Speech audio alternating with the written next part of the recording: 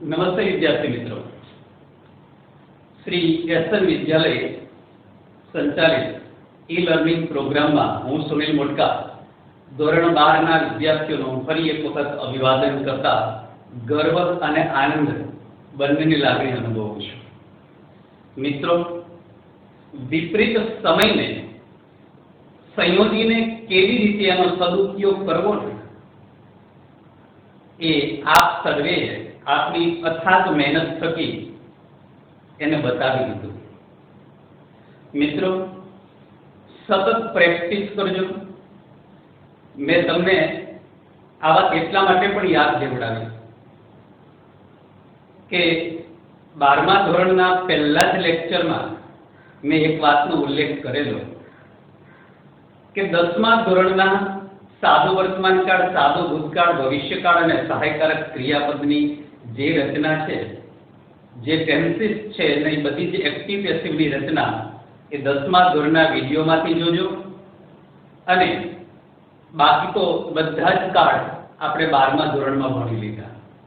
હવે adverb close અને એના રિલેટેડ જે કંજક્શન છે એના તરફ આપણે ગતિ કરવી છે। પહેલો આપણો topic adverb clause of result. એના બે સંયોજકો છે, એક છે સો એટ, માફ કરજો સો ધેટ, અને બીજો છે સચ ધેટ। સો એટ આવશે એડજેક્ટિવ ક્લોઝ, સો ધેટ અને સચ ધેટ આ બંને એડવર્બ ક્લોઝ ઓફ રિઝલ્ટના કંજક્શન છે અને રિઝલ્ટ સંલગ્નિત બીજા બે સંયોજકો એડવર્બ ક્લોઝના માત્ર ને માત્ર બે છે, પણ રિઝલ્ટ આધારિત બીજા બે સંયોજકો છે, એક છે ટુ અને બીજો છે ઇનફ। મિત્રો, આપણે ટુ અને ઇનફ ની શરૂઆત કરીએ, પછી સો ધેટ અને સચ ધેટ લેશું એટલે સમજવામાં થોડી વધુ સરળતા રહેશે। મિત્રો, ટુ છે એનું ગુજરાતી વધુ પડતું એવું થાય, પણ એનો જે સંદર્ભ છે ને એ નકારાત્મક છે। આ બાબત ધ્યાનમાં રાખજો। ટુનું ગુજરાતી શું થશે? વધુ પડતું, અને સંદર્ભ નકારાત્મક છે એટલે નકાર ઓરિએન્ટેડ વાક્યમાં વપરાશે। ઇનફ પૂરતું છે અને એનો સંદર્ભ હકારાત્મક છે।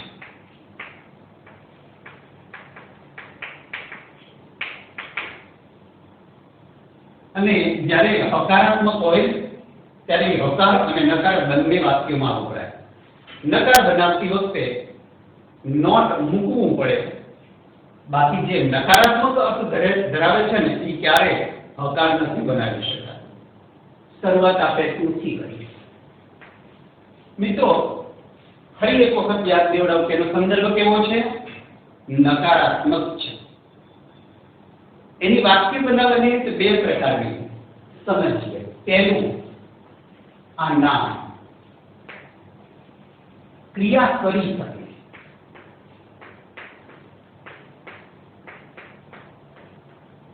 નામ કેવું? ક્રિયા કરી શકે। નામ પછી તરત ક્રિયાપદ અને એના પછી ટુ વિશેષણ। બહુ મહત્વની વાત અહીં આવે કે ટુ પછી શું આવશે? વિશેષણ। એરર કરેક્શનમાં પણ ધ્યાનમાં રાખવા જેવો મુદ્દો છે મિત્રો। અને પછી ટુ વાળું મુખ્ય ક્રિયા,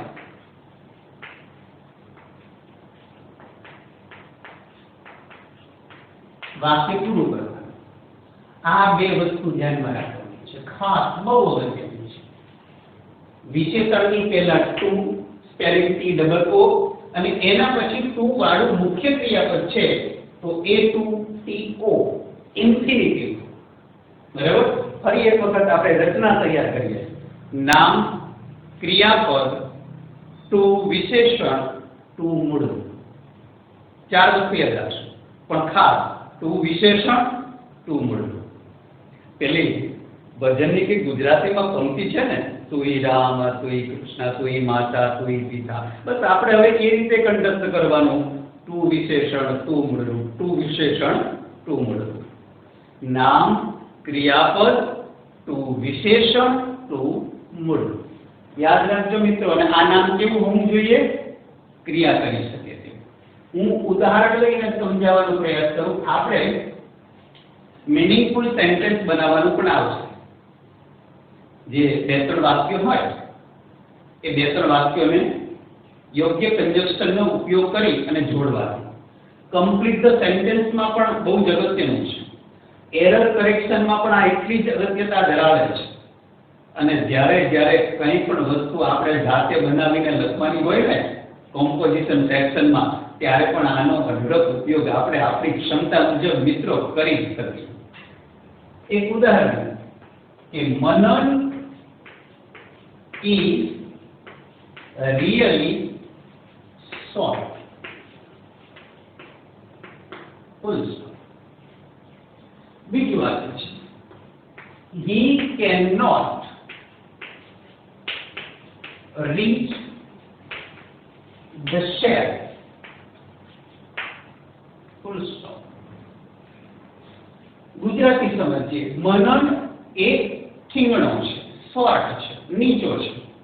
he cannot reach પહોંચી શકતો નથી. ક્યાં? the shell એટલે અભિરાય.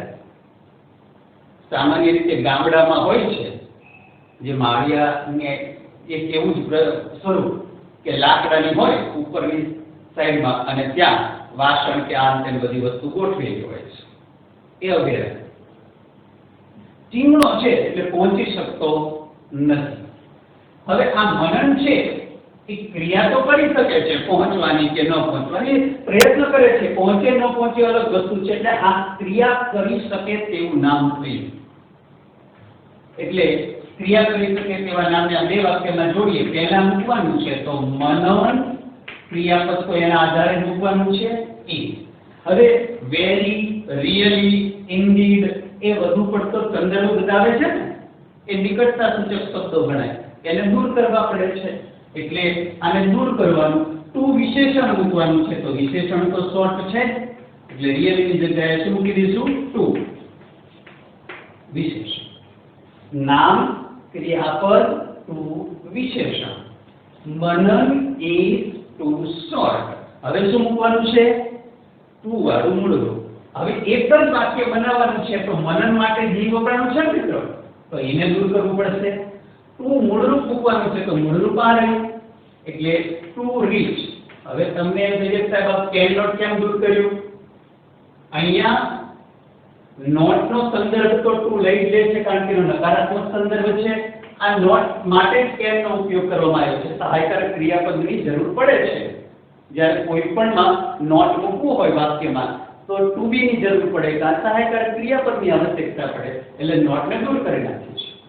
To reach the share. બહુ સિમ્પલ થઈ ગયું છે. ખાસ તો આટલું જ યાદ રાખવાનું છે મિત્રો. ટુ વિશેષણ, ટુ મૂળરૂપ. આમાં ભૂલ ક્યારેય ન થવી જોઈએ. એરર કરેક્શનમાં આ રીતે આપેલું હોય કે મનન ઇઝ શોર્ટ ટુ, તો આપણે તરત લાઈટ થવી જોઈએ કે TOO પછી વિશેષણ આવશે અને અહીંયા ખાલી રીત આપી દીધેલું હોય, રીચિંગ આપી દીધેલું હોય તો એ ખોટું, પણ ટુ સાથેનું મૂળરૂપ મૂકવાનું. એરર કરેક્શનમાં પણ આ એટલું જ ઉપયોગી છે. હવે કમ્પ્લીટ સેન્ટેન્સનો સંદર્ભ લઈ અને વાક્ય સમજીએ. Deepam is too fat black. અને કાઉન્સમાં એવું કીધું છે કે describing result અથવા showing result.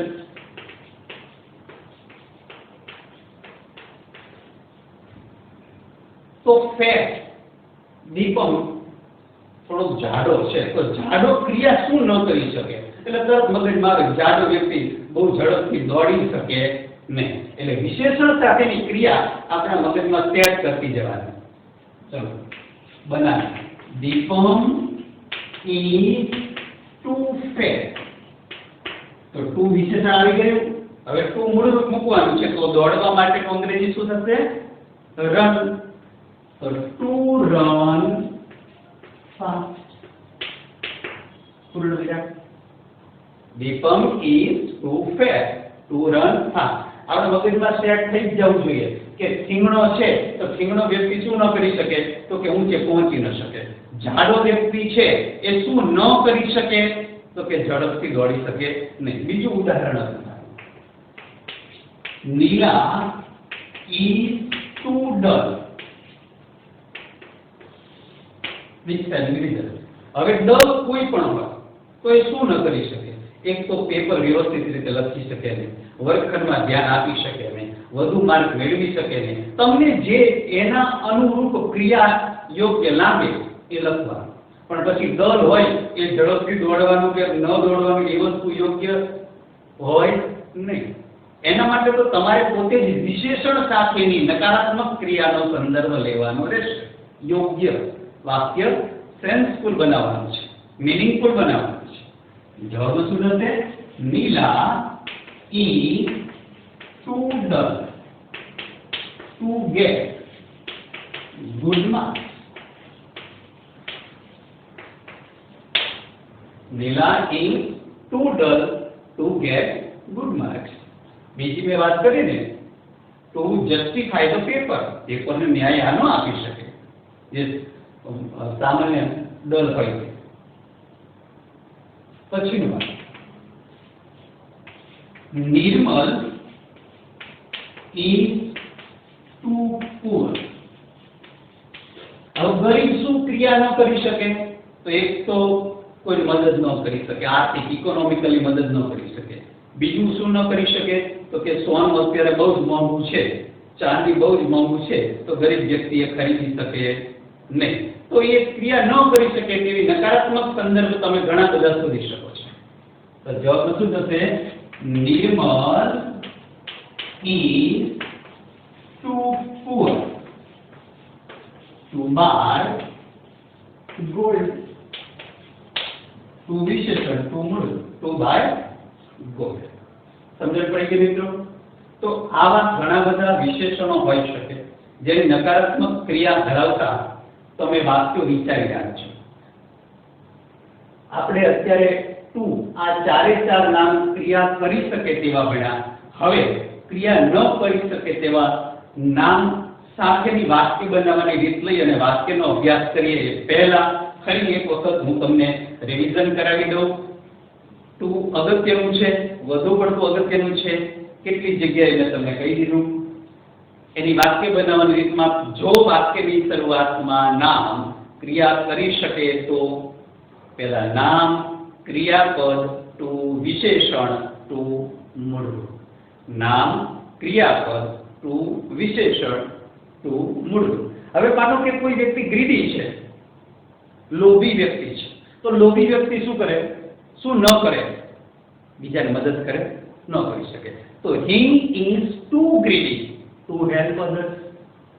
He is too greedy to help others. એવી રીતે વાક્ય બનાવી શકાય કે તે ફિઝિકલી મજબૂત નથી. He is too weak.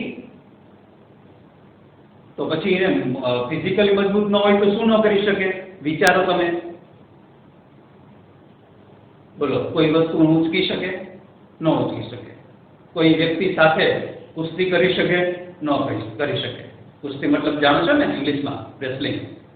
તો એ ન કરી શકે. ફિઝિકલી ફિટનેસ ન હોય તો દોડી પણ નથી શકવાની. સ્ટ્રોંગ બોડી, સ્ટ્રોંગ માઇન્ડ, તો એ કામ પણ વ્યવસ્થિત રીતે અભ્યાસનું પણ ન કરી શકે. ઘણું બધું લખી શકો તમે.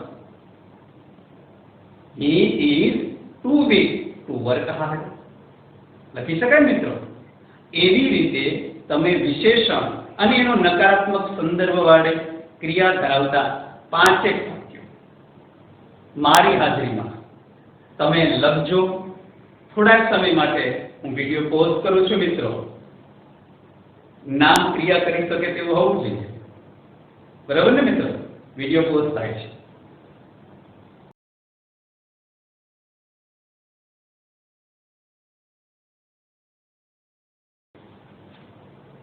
ઓકે મિત્રો, બનાવ્યા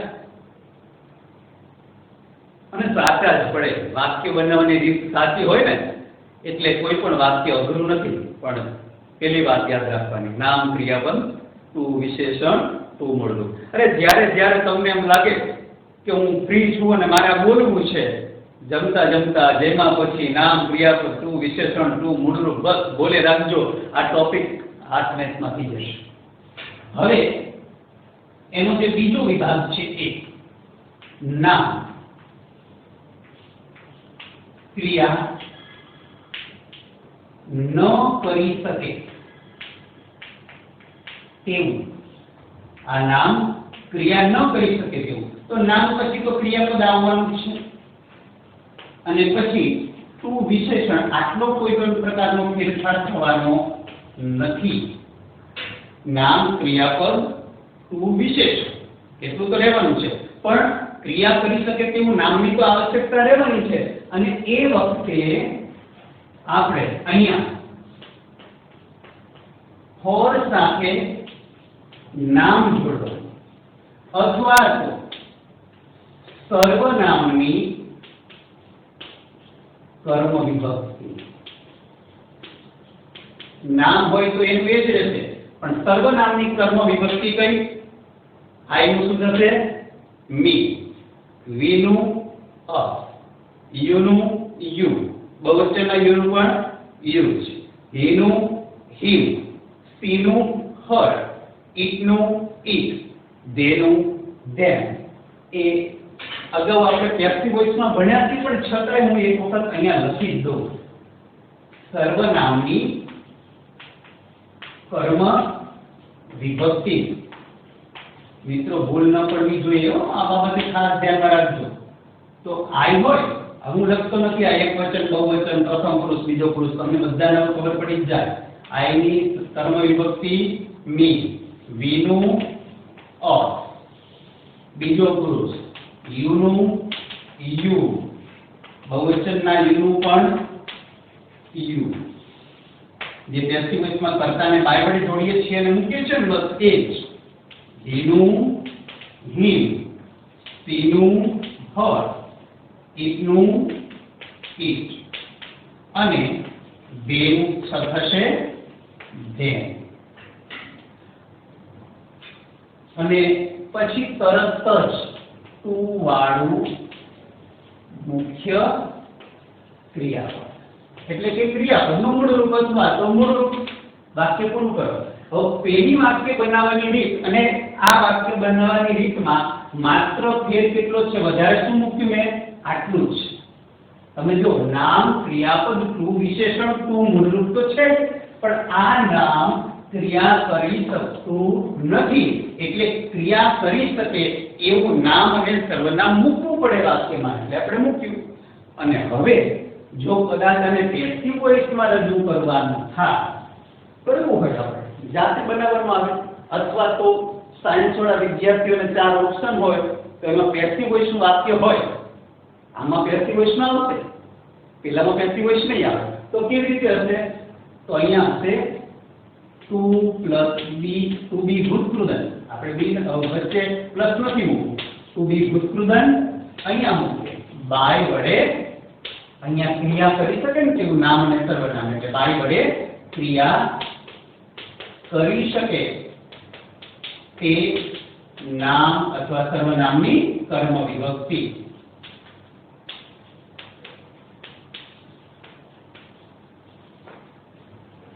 આ જે છે કે સર્વનામની કર્મ વિભક્તિ તો એઝ ઇટ ઇઝ રહેવાની છે, નામ પણ એ જ રહેવાનું છે. આ જ મૂકી દેવાનું. હવે ઉદાહરણ લઈને સમજવાનું પ્રયાસ કરીએ. He is really hot. ચા ખૂબ જ ગરમ છે. A baby, નાનું બાળક, cannot drink it. Tea is really hot. A baby cannot drink it.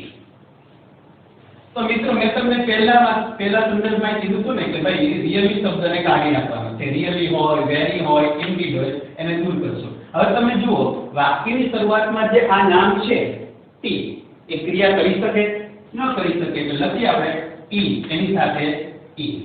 Really ને દૂર કરી અને શું મૂકી દેશું? ટુ. અને વિશેષણ કયું છે? Hot. Tea is too hot. પછી શું મૂકવાનું છે? નામ અથવા સર્વનામ. અહીંયા નામ આપેલું છે પણ તેનાથી જોડશું ફોર થી. એટલે ફોર એ બેબી. આ વાક્યની શરૂઆતનો પહેલો શબ્દ છે એટલા માટે એ કેપિટલ આવ્યો છે, એ વચ્ચે આવી જાય છે એટલે આપણે સેકન્ડ એબીસીડીમાં લઈ જઈશું, સ્મોલ કરી દઈશું. ફોર એ બેબી અને પછી સીધું ટુ વાળું મૂળું કેન નોટ દૂર થઈ જશે. Two drink. હવે આ ઈટ કોના માટે વપરાયું છે? ટી માટે. અને વાક્ય એક જ બનાવવાનું છે એટલે બીજી વખત ઈટ લેવાની જરૂર નથી. Full stop. Tea is too hot. નામ ક્રિયાપદ ટુ વિશેષણ. ફોર સાથે આ નામને જોડી દીધું અને ટુ વાળું મૂળું પૂર્ણ વિરામ. બીજું વાક્ય લે અને પ્રયાસ કરીએ એ પહેલા માફ કરજો પેસિવ વોઇસ હોય તો કેવી રીતે? ચલો મારી સાથે આટલું તો એમનામ જ મૂકી દઈશું ને. Tea is too hot. Tea is too hot. હવે શું મૂકશું? ટુ બી ભૂતકૃદન. તો આ મૂળરૂપ છે એટલે ભૂતકૃદન થશે ને. To be drunk. અને પછી બાય વડે જોડી દઈશું. By a baby. Full stop. ચલો બીજું વાક્ય. The paper is too tough. Describing result. Describing result. પહેલામાં લખ્યું તો showing. આપણે આ વખતે describing લખીએ. તો પેપર ટફ છે તો પેપર આપે કોણ? વિદ્યાર્થીઓ સિવાય બીજા કોણ હોઈ શકે? કોઈ નહીં ને. એટલે કરતા આપણને મળી જાય સ્ટુડન્ટ. શેનાથી જોડી દઈશું? ફોર થી. અને પેપર ટફ હોય તો વધુ માર્ક મેળવી શકાતા હોતા નથી. એટલે જવાબ શું થશે? The paper is too tough for students to get good marks. હવે આને પેસિવ વોઇસમાં ફેરવવું તો શું થશે? The paper is too tough. એમાં કોઈ જાતનો ફેરફાર કરવાનો નથી. હવે જ ફેરફાર થશે. આપણે ટુ બી ભૂતકૃદન મૂકવાનું છે. તો two be got. Two be got. હવે અહીંયા ગુડ માર્ક્સ નો સંદર્ભ આવી ગયો ને. એટલે good marks to be got for the students. એવી રીતે કરવું પડશે. Good marks to be got. કોના દ્વારા? By students. હવે બીજું એક ઉદાહરણ લઈને સમજવાનો પ્રયાસ કરો. મિત્રો આ લખી લેજો, આ તૈયાર કરી નાખજો. હું અહીંયા બોર્ડ મૂકી અને હજુ એક વાક્ય લઈને સમજાવ તમને.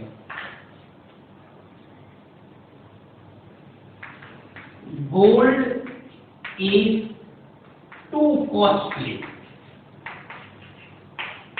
ગોલ્ડ કેવું છે? બહુ જ મોંઘું છે. તો કોણ ન ખરીદી શકે? આપણે ન ખરીદી શકીએ અત્યારે. ગરીબ લોકો ખરીદી ન શકે. જે લખવું એ લખી શકાય. પણ આ તો બધા અસર કરે છે એટલે આપણે સર્વનામનો ઉપયોગ કરીને વાક્ય બનાવીએ. Gold is too costly. Gold is too costly for us to buy.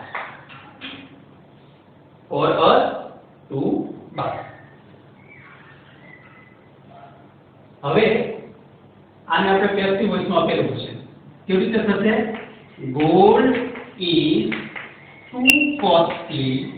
આટલો ફેરફાર તો કરવાનો જ નથી. હવે ફેરફાર કરશું to be bought by us. ચલો હજુ એક વખત બીજું વાક્ય લઈએ. The bag is too heavy. The bag is too heavy. Bag બહુ જ ભારે છે.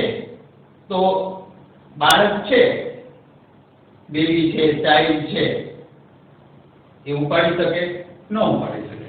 એટલે the bag is too heavy for a baby. ઉપાડવા માટેનો કયો શબ્દ રાખીશું? to lift અથવા તો to carry. ચલો હવે આને પેસિવ વોઇસમાં કરવું તો શું થશે? The bag is too heavy to be lifted. કોના દ્વારા? by a baby. Full stop. મિત્રો આવી રીતે આ પણ ટુ સાથેની વાક્ય બનાવવાની રીત બંને ધ્યાનમાં રાખીને વાક્ય બનાવવાની રીત ધ્યાનમાં રાખીને પહેલી નામ ક્રિયાપદ ટુ વિશેષણ ટુ મૂળરૂપ, કારણ કે એમાં નામ ક્રિયા કરી શકે છે.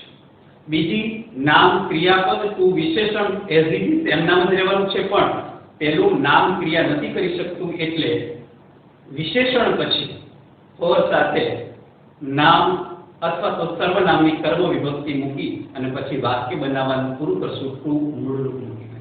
માત્ર ફેરફાર આટલો જ છે, ઓર સાથે નામ અથવા તો સર્વનામની કર્મ વિભક્તિ મૂકવાની છે. તમારે જાતે જ બનાવવાનું આવે ને મિત્રો, તો હું એક સલાહ આપું, તમારે એક્ટિવ વોઇસનું જ વાક્ય બનાવવાનું. પરંતુ ખાસ કરીને સાયન્સના વિદ્યાર્થીઓને જો ઓપ્શનમાં રજૂ થાય કમ્પ્લીટ ધ સેન્ટેન્સ, તો એમાં એક્ટિવનું વાક્ય હોય તો ફોર સાથે નામ ટુ મૂળરૂપ અને પેસિવ વોઇસમાં ટુ બી ભૂતપૂર્વ લાગે કરતા. આટલું ધ્યાનમાં રાખવાનું છે. એ ઓપ્શનમાં આપેલું હશે એટલે તમારે ચિંતા કરવાની નથી, રચના યાદ રાખવાની છે. પરંતુ જો જાતે બનાવવાનું થશે તો તમારે એટલું યાદમાં રાખવાનું છે, ખાસ કરીને કોમર્સના સ્ટુડન્ટને, કે એમાં એક્ટિવની જ રચનાવાળું વાક્ય બનાવવાનું, એટલે ક્યારેય તમારે ભૂલ પડે નહીં. મિત્રો નામ ક્રિયા ન કરી શકે તેવા નામ સાથે એના ક્રિયાપદોને અનુકૂળતા સાથે તમે બીજા 5-7 વાક્યો બનાવજો મિત્રો. નેક્સ્ટ પીરિયડમાં ઇનફ અને સો ધેટ સબ્જેક્ટ ભણશું, પણ પહેલા ટુ પાકું કરી નાખજો, એટલે આપણા માટે બાકીના બીજા જે 3 કન્જેક્શન રહે એ ખૂબ જ સરળ પડશે મિત્રો. ખૂબ ખૂબ શુભકામના આપું છું મિત્રો. ખૂબ મહેનત કરજો, ઘરે રહેજો. વિપરીત સંજોગોને સાનુકૂળ સમયમાં પરિવર્તિત કરી દેવાની તાકાત ધરાવનાર મારા તમામ વિદ્યાર્થીઓને ફરી એક વખત અભિવાદન કરું છું. ધન્યવાદ મિત્રો.